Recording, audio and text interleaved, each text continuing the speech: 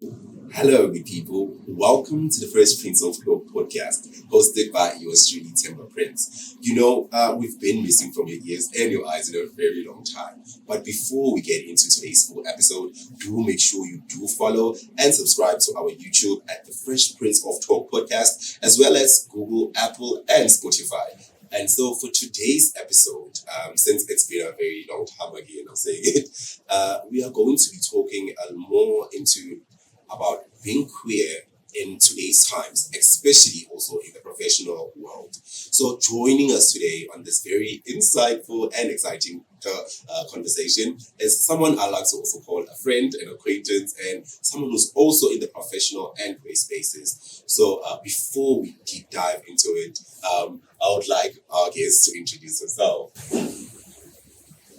Hello, everyone. My name is Tolani Tedimpilela.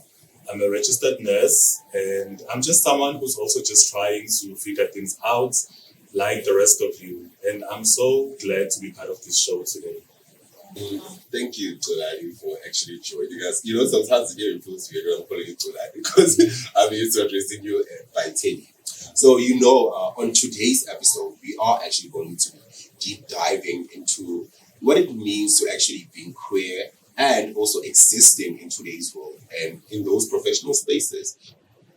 So, being queer to me is a big part of my identity, is who I've always been. It's not something that I have to think about so much. It was just who I've always been. Like I always grew up, and this is how I felt. So I never struggled with the identity itself, but I just the struggles that I had and the adjustments that I had to make was with the world itself.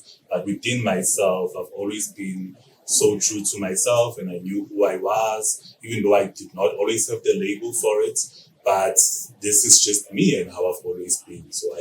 And speaking on that, like you saying, this is your identity. Like, okay, what is for you? What? Because I know on my side there was a certain age when I started realizing that. So, can you take us back on when did you actually discover that about yourself? Like, okay, this is actually who I am, not just something that's on my mind or whatever. But when was that time for you to realize that? For me, it was definitely the beginning of high school. Grade 8 was when I actually just knew that I actually just liked other boys. But because I was still very young, so it was in an innocent kind of way. Yeah. But I would, instead of checking out girls, I would be checking out, the boys. So I think that's when I really knew. And kids talk, kids, they are going to let you know that you are a bit different. And it wasn't so much of in a bullying kind of way, but I think people just would say things like, oh, why don't you have a girlfriend? Or why don't you do things that other people are doing, like some of your friends? So I think people knew I was different before actually getting into the sexuality part of it. So I did have people treat me differently, not always in a negative way. But yeah, I guess I was fortunate. It wasn't so bad, but I did feel that I was different and people were responding to me differently. And that also led me into the path and the journey of actually discovering what it means, what is it, and to even have the title, or the identity, the correct to actually look at yourself and say, okay, I'm gay, I'm queer, I'm part of the LGBTQ plus community. So, like in that instance, where now you are finding that out about yourself, like you're saying, also people are saying certain things. Do you feel like the need to have to explain yourself? Maybe let me put feminine as they. Okay, now you are discovering certain things about you. This is how I actually feel. This is, I think, or this is who I'm actually attracted to. So did you feel the need to explain yourself when it came to back at home or even the people that were very close to you? How was that for you? Okay, for me, so I never really felt the need to come out to my family because firstly, like I wasn't really dating. So it was kind of a weird thing to come out, you don't even have a boyfriend, So I think my family saw me as a child, and I actually stayed in my child bubble for as long as I could. So in my household, there was no talks of relationships anyway. regardless who you are involved with. They treated us like kids. When I actually, until I was actually the age of 18. So I've never felt the need to come out. But when I turned 18, I think due to the friends that I had, and when I actually started dating, so I think my family sort of picked up the vibe. Yeah. And so I think that made it easy for me. I never had to have a talk with them. They just knew. So, they are, people just know sometimes. And I think for me, it was one of those cases. But I never really had to have a talk and, but I just lived my life. I wasn't really hiding at the same time. So maybe that was also a way of coming out, not actually hiding anything, not hiding my sense of style or anything that sort of represents a queer lifestyle. I never really did hide any of that. Well, that's very interesting to hear because, people do actually have different experiences from it. Like some, I can just put myself in the spotlight for now. So when I actually discovered that, it was actually I had to face like a lot of bullying without me having to understand, okay, what's actually happening with me now. So I wanna go back to this thing when, okay, and being an introvert and extrovert, I wanna put this into perspective. So, will you being queer feel like you had to be fully extroverted in terms of expressing? People need to see who I am. People need to understand who I am through what they see or what they hear from me. Or what role did you being an introvert play in that? Because I know you're an introvert for sure. So yeah, did you feel the need to, okay, now I have to be extroverted because, as queers are perceived in most cases, we are normally loud, we are outgoing, we are very open to everyone. So how was that you being an introvert in that instance? Okay, so for me, I think what shaped that, my behavior and my character, was the friends that I had or the people that I hang with. So I never really had gay friends or people who were openly gay. So I never had gay friends in high school. So I think being around straight people actually, and I don't see that as a bad thing now. When I look back, it shaped me into so I didn't have to be extra. I could still be an introvert. Not to say that queer people are extra, but we are a very colorful community in the best way. True. And I've been embracing that now for especially after high school. But having straight friends or people who identified as straight around me, I never felt the need to act a certain way. So even, you get this term, straight acting, and all of that. For me, I don't even label myself with any of those terms because I've just always been me. And yeah, so I think that's what played a huge role. Just never having gay friends. And not to say that having gay friends can make you also to be feminine but I think you are also more like you can express yourself a little bit more when you are around your own people. So I was still expressive but still I was I was still introverted as well. And yeah, it was an interesting experience for me in high school, and I don't think a lot of gay people had the experience that I had. But maybe because also it was a small school, so that also maybe played a role. Yeah. So, also mentioning that part, having to fully be yourself from day one, like even from at home to the people you were with. I want to talk about, since you are a registered nurse, okay, now finding your identity as being queer, did that have maybe a way of influencing your career choices or being in the field that you are in today? Was it now, okay, I fully know who I am and this also contributes in the decisions that I'm going to make in terms of career-wise or whatever? How did that also play a role? And also, how was that whole transitioning from now you coming from high school and then going to tertiary?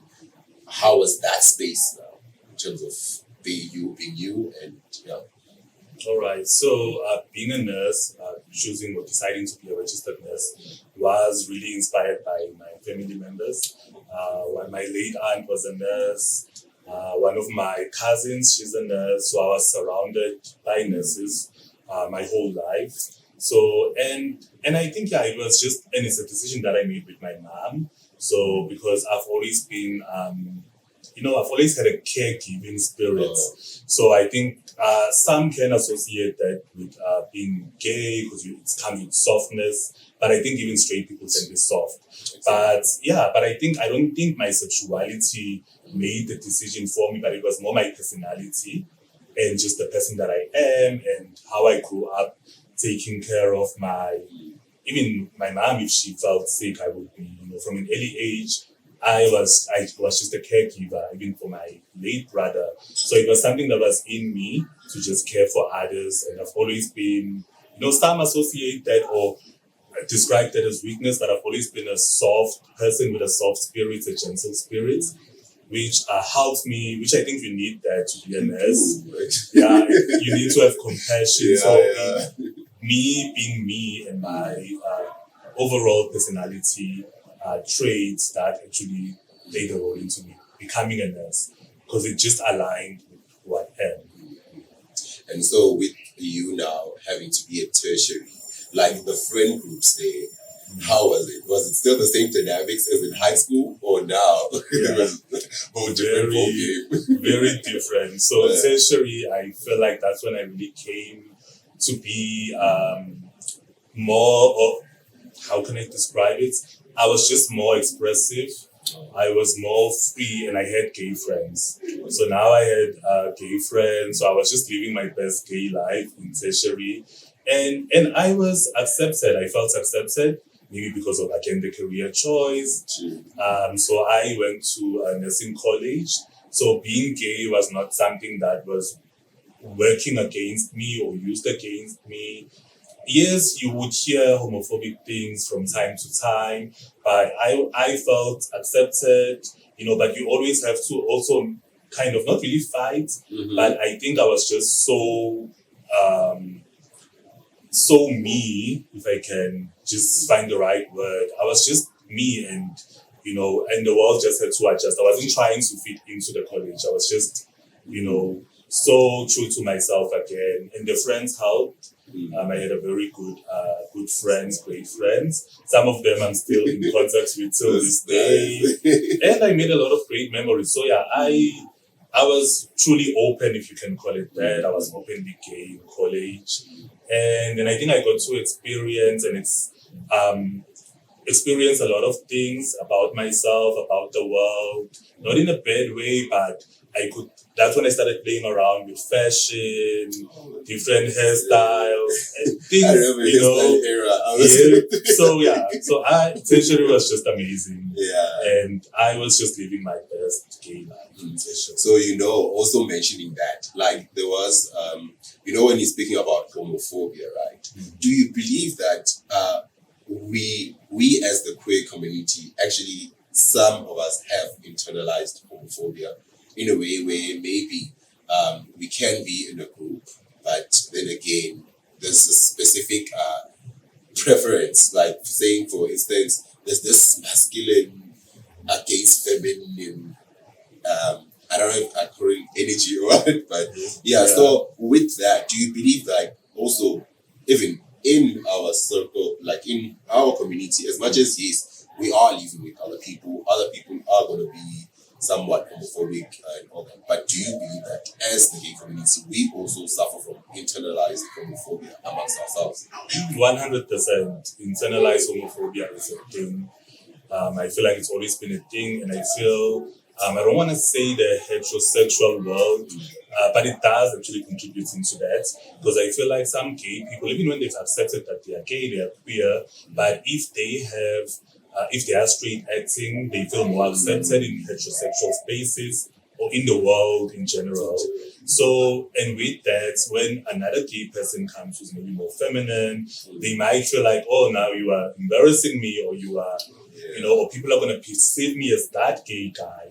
And I've heard straight people say things like, oh, at least you're not gay like that one. That's why. So such things can get to you, and then you actually you start internalizing some hatred about who you are.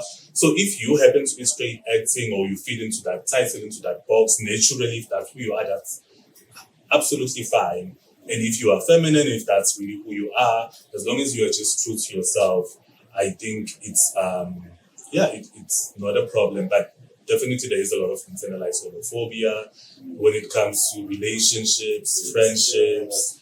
So yeah, it's there, but I'm hoping that it will change. It can change. The world is always The changing. world is So always changing. who knows? That's the Yeah. thing, hey? And like in terms of the spaces that we have created as queers, like for instance, before the actual episode, we were having a conversation regarding pride and all that. Do you feel like we do have more spaces that are accepting of us, or even in those spaces, there's still like this dividance in terms of also one thing that I've noticed, there's this classism as well that goes in that group. Yeah. So do you feel like we do have more spaces where we can actually be ourselves in our community, or we still need some more of that, or we still need to change what's already there? Yes, I How think there's. do you feel about that? Oh yeah, thanks for that. I think the spaces are definitely there. There's, gay pride, like we spoke about earlier before the show. Yeah, so the spaces are there, and you write about classism, so that's another problem that people are having and that we have to deal with. And I think that's just human beings in general, regardless of their sexuality. I think even when you are within a gay space, you're still gonna experience human beings. You're still gonna have a human experience. And yeah, I think that's just part of the human struggle. But we can do better because already the world, or not entirely the world, but there's certain people that are just, there's a lot of hate that you can experience as a gay person, and a lot of discrimination, a lot of isolation. So I think it is important when we are in a gay space to be give each other grace, because that might be the person's only safe space. Maybe they've never really been accepted by their family members, by the community. So when they get into or come to gay pride, and now people are looking down on them, or sort of whatever, pushing, just being mean to them, then where do you expect this person to go? So I think we can definitely do better, but I've realized that some of the things that we experience, even if you go to a gay club or a gay sport, it just has to do with the world, and it's just a human experience. And with human beings, you can expect that. That's very true. So, also with that, looking at now, yes, we get these friends. You being in existence, okay, family very accepting the friends. So I want to speak about society as a whole. We come from different communities. Let's say, like, is society more accepting, or is it something that we mustn't expect? Like saying, okay, I'm queer, I know myself, I'm not expecting to be accepted by anyone. But then again, also me being from a certain community, it would be nice to know that I'm fully accepted as that person, and I can't say hide myself or maybe try to portray myself in a different way in order to be accepted. So I want to speak in terms of society as well, like community per se. Do you feel like they are more accepting, or some still need more education into what this thing actually is? Because remember, there's different generations. Like we in communities where we still have grandmothers from way, and they are still around. So it was a different generation back then and now. So do you, in terms of society and the role it plays, do you feel like that part is very important, or it's just something, if it happens, it happens. If it doesn't, then what are your thoughts on that one? Oh yeah, for sure. No, society plays a huge role in how you are socialized and how you just go into the world. So I think the world is more accepting. The communities are more educated, and with social media and the internet, I think people are exposed to more things now, more information. So it is better, but it also depends on your background. Is it a very religious background? Because there's a lot of, there's so many areas that can lead into that can actually make a family or a community to be against queer people. There's so many factors. It can be religious factors, cultural factors, but it is better. We still have a long way to go, but it is better because I grew up I was born in the 90s. I grew up in the early 2000s. And so the community was aware of gay people, the existence of queer people. And so I think that actually helped me to just be myself, because it wasn't something that no one has ever seen before. I wasn't the first one or the first gay person, that people get to see or to know. So yeah, I think it is definitely better with social media and the internet, and also how we just carry ourselves, and how we also embrace our sexuality.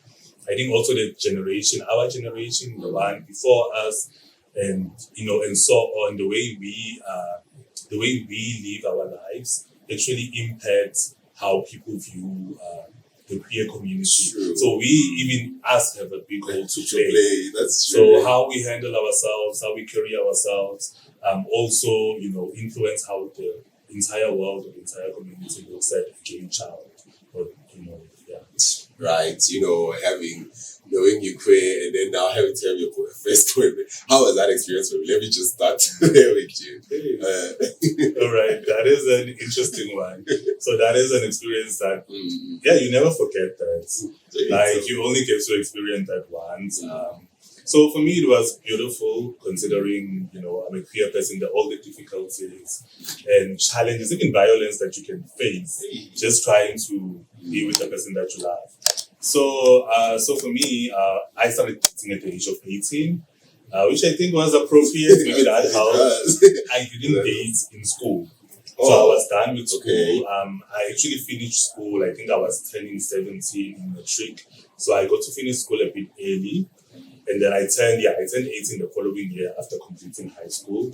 So during high school and until I actually turned 18, I wasn't dating anybody. I wasn't even chatting to anyone, because the chat rooms were already a thing back then. So I started doing all that when I was 18. But my first boyfriend, or someone that I can call a boyfriend, he actually approached me, which made it easy, because that time I've never been with a guy. I didn't even know what it means to be in a relationship. I just knew I had those feelings, and the older you get, you just know, okay, I want to have a relationship. You see people dating around you on TV, it's everywhere. You also just want to start experiencing that, because love is such a beautiful thing. True. So he approached me. It was not outside the internet. So he just saw me around town. I live in a small town. So and he approached me. We started talking, and it was very romantic. It was really beautiful. It lasted a couple of months, but it was just a nice experience, because I started dating for love. Everything that I did, so there was just that love, intentional. So that made it worth it. That brought me a lot of joy, and it can also bring you a lot of heartache. But I got into dating and my first relationship for love. I thought I was in love. I think I was in love, but I think love also is something that it's so broad. And it's such a big, it's a lifetime experience. I think life is ongoing. Love, sorry. Love, so love is something that you keep discovering within yourself, around other people throughout your whole life. But back then I felt like I was in love, and I think I was in love. I hope he was in love at some point. But it did not obviously work out. So I'm not with the first boyfriend. But I am in love, and I've been very happy, and we're gonna get into that a bit more. But so my first experience was wonderful, and it was a bit private, because that's where I actually also wanted to go into. Okay, now you're in a relationship. Did anyone from home know, or any close person to you? Were they now? Okay, Titty's now seeing this person. How was that? You had to introduce each other to the families, or it was just something like you said, it was private. It was only your thing, and the families were not involved at that time, or they were not aware. How was that whole entire situation on your support system? Sorry. So for my when it comes to my family, I never said anything. I introduced him as a friend. excuse me. So they knew him just from around the community. So he wasn't a stranger. So that helped as well. So they didn't ask so many questions because it wasn't someone that they've just seen that first time and all that. Yeah, so he was not a stranger to them. And I don't know if they suspected anything. Family always knows. They do. But I never said anything, and we did not really kiss in public. But we had a few friends that knew, and I think his family sort of knew. He was very open with his family. So I think that was also a nice experience too. So I think with his family, there was a bit of openness. But again, I was still very young. We were still young. Trying to figure it out, what it means to even have a boyfriend, and, or a lover, So, so I never really placed much thought into now I have to tell other people. But I remember he did bring up the conversation. The conversation came up about letting the family know or being more open about the relationship. And I remember for me that time I was like, I'm just enjoying what we have. We were not really hiding, but at the same time, I think at that age, even if it's a heterosexual couple, it's still very young. You can't be. It's still, with our African community, you don't want to be seen by your elders kissing a guy or a girl. So there was still that. Because of, you see that as a sign of respect. How you carry yourself. And so with also that in mind, I never saw the need of actually, now I have to come out to my family, and so that conversation was heard, came up. But because then the relationship didn't last, so that never happened. But it was something that he suggested we should be more open. And I was still just trying to figure the whole thing out. And also I want to go into the age that we're in right now, social media. Yes. When it comes to we are getting there's so many different things we are seeing on social media in terms of relationships and how people are just free to express themselves. Do you sometimes feel like maybe social media puts an unrealistic expectations on queers, or is it because maybe we as people, I'm seeing this and I'm thinking, oh, this is how a relationship is supposed to be, then I use that, or each and every person has their own thing. What's your take on that? Does social media actually influence that, or? Well, a lot. Social media has a big role because we see couple goals, as we call them. So I think when you see other people, and the dangerous thing about social media is also because you don't really see the entire reality of a person's life. You just see maybe not even 10% of their life experience. But I think it does give people an idea of perfection, of how love should be, how a queer relationship should be. And sometimes it's good because it's motivational. So I feel like it's a 50-50 thing. It can really give you unrealistic expectations, but it can also just help you to it can show you that other people are open up out there, they are living their best queer lives. So that is always nice to experience that, to be inspired that there's couples that have been together for many years, and we are able to see that. So that is very motivational. So that's the best part of it.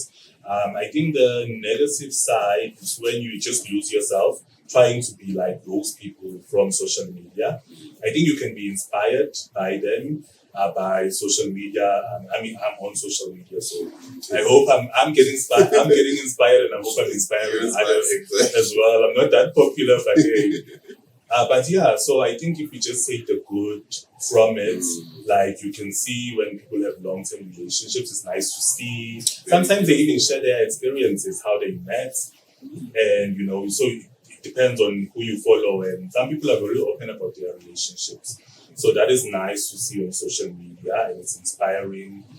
And just to see other people like you, being in love, to see relationships that looks like yours. I think for the mind and for you as a person, that is a good thing to see.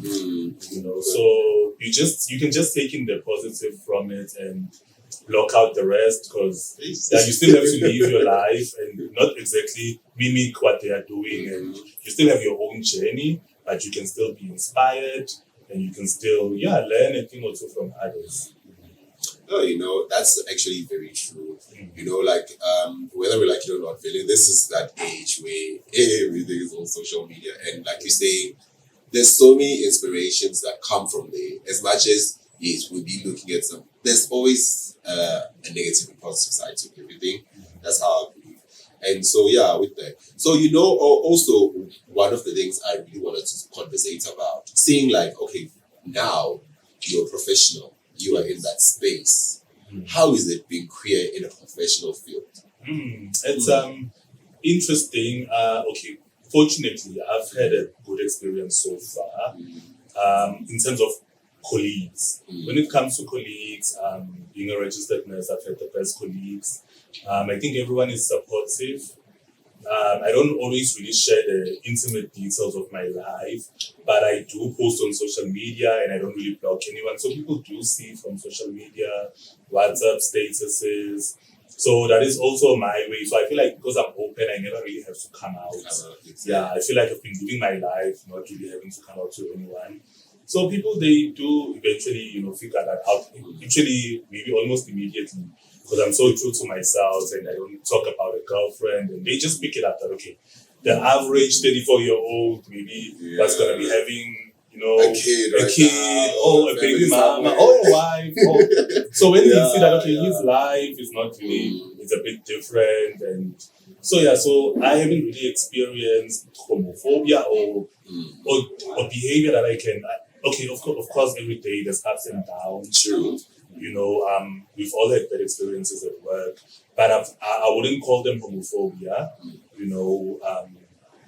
I never really, I just saw them as problems that anyone else can have, the ups and downs and healthcare. I love what I do. I love it so much, but it can be a very challenging. There's a lot of, it's long hours, a lot of hard work. You have to be dedicated. So that can actually just not really break someone down, but it can be exhausting for anyone, regardless of your sexuality. So I think any problem that I've had is what the next registered nurse has experienced, regardless of their sexuality. So I've never really had a discrimination. I feel like I've had amazing co-workers. And I've only really worked in 2 places, like long term. So maybe that is also the reason that I've been around the same people, who are, some of them are actually friends of mine. So I've had a very good experience at work. I know not everyone has that experience. That's true. But my sexuality, it has no, negative influence on my job, on how people perceive me. I think people just treat me the way they treat me because of my skills and my qualification. I feel like I've really had a fair chance in the professional world, to say. Because there'll be different experiences that people will get. So in some instances, even some will feel like, okay, because I'm queer, I need to put in the work 2 times as someone else for me to get that recognition. So no, I do get you. And it's a different experience for everyone, different people, like I'm saying. But then again, I want us to go into this thing of when we talk about, okay, now being in a relationship, right? Family. How do you explain, or what's your take on a whole family setting in a queer relationship? Okay, firstly, what's your ideal? So for me, I would do, okay, we spoke about having kids. So I've been in a relationship with my partner. For this year, it's going to be the 6th year. So we met during COVID. Back in 2020. So it's been a great, I love him. We are happy, and I just pray and hope that we continue to be happy. So we spoke about having kids. So for me, when I picture a family unit, it's the same as everyone else. You can still have kids. You can, or no, choose not to have kids. Kids, exactly. So I would love to have a child one day. Hopefully before I turn 40, I'm hoping that actually happens for us. We would love that. We spoke about that. So we want to get married one day. And so we want the whole thing. I want the whole thing. The marriage, the kid, or not the kid. Because now you can choose. And life can decide for you as well. Ne? And, as long as I'm happy. So I think we talk about these things. The family unit that we want to have, and so I think not necessarily that we want to have like a heterosexual type of setting or roles. I would really want you to take us there, because that's what I wanted to also ask. In terms of when we're speaking of marriage and the whole family setting, what's your ideal, or what's the way you guys are now saying, okay, this is how we're going to do our thing? So I would like for you to take us there, if you really don't mind. So we don't really have any form of heterosexual role in our relationship, or who's the man, who's the woman. So we are partners, and it's a partnership, and we just figuring things out together. And I love that, because it's 50-50 for me. I know, and it's not the same for everyone. But for me, that works. That it's just a partnership, and it's our thing. It's not like the next person's thing, not even the next queer person's relationship. We realize that we are unique as human beings, and when we come together and be in a relationship, that's still a unique situation.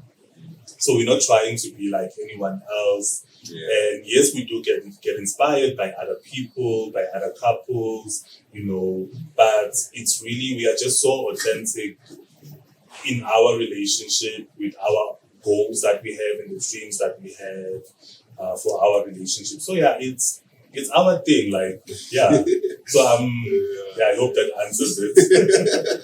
Most definitely. So on the lighter note, before we actually can get into, we're almost towards the end of our episode. So I wanted to ask, each and every queer person that I know, there's a pop diva that we live by. Yes, I'm gonna go there. So I don't know, what does that say about you? And firstly, who's your pop diva? Secondly, what does that, or what do you think that says about you as a queer person? So I'm a Beyonce fan. I'm a Beehive all day, every day. I listen to so many artists.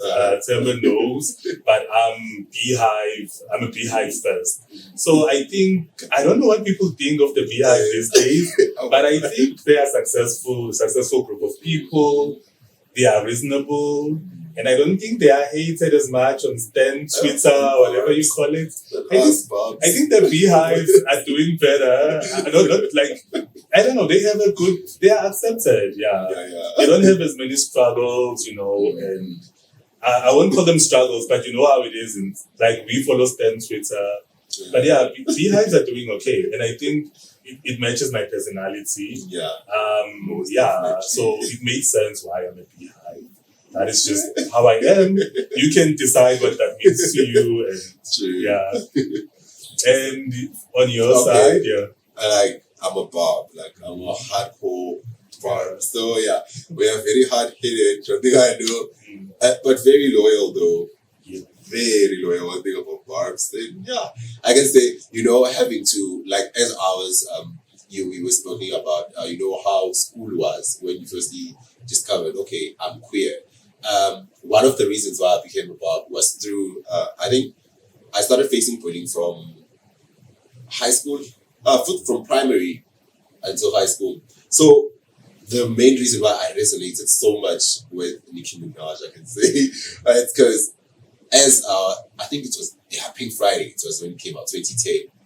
When I was listening to that, when you're facing so much internal battles, it's the bullying, it's you trying to find out who you actually are, and at home and society as well.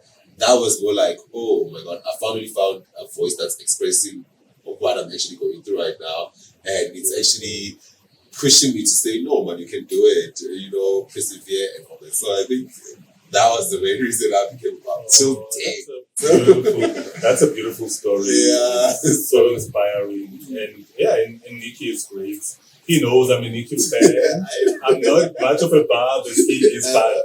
And I totally get it. Like, yeah, music can heal you, and it can give you what is it? Like, you can be able to express yourself, and you can relate to the artist, relate to the words, and it's therapy. So I'm glad that Nicki Minaj was able to do that for you. So yeah, one thing I would love to thank you so much for really, really being part of this episode. It's been, but one thing I would love for you to listen, like, what is that one piece of advice you would give to your younger self right now, or those words you wish you knew earlier? What is it? All right. So what I would say to my younger self, you're doing great.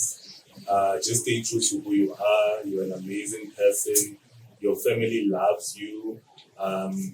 They like your mom. Your mom is she's a great mom. So just be respectful to her and just listen to all the guidance that you receive from your parents. And the world is such a beautiful place. There's a lot of beautiful opportunities. Don't let the bad days weigh you down. And yeah, just love yourself every single day because you're just amazing. So, yeah, I have a lot to say to my younger self. No, thank you so much once again. And yeah, to all our listeners, thank you so much for really watching this episode. If you really made it this far, you better subscribe and you better follow all our channels. And one thing is, you can also find us, like I said at first, go on YouTube, be on Apple's podcast as well as Spotify and Google Podcasts. But from today, cheers. Thank you, Temba, for having me today. And thank you for being a voice to our queer community. This has been a wonderful experience to just express and share my life experience as a queer person in the professional space, in the world in general. I'll never forget this day. Thank you so much for this wonderful show.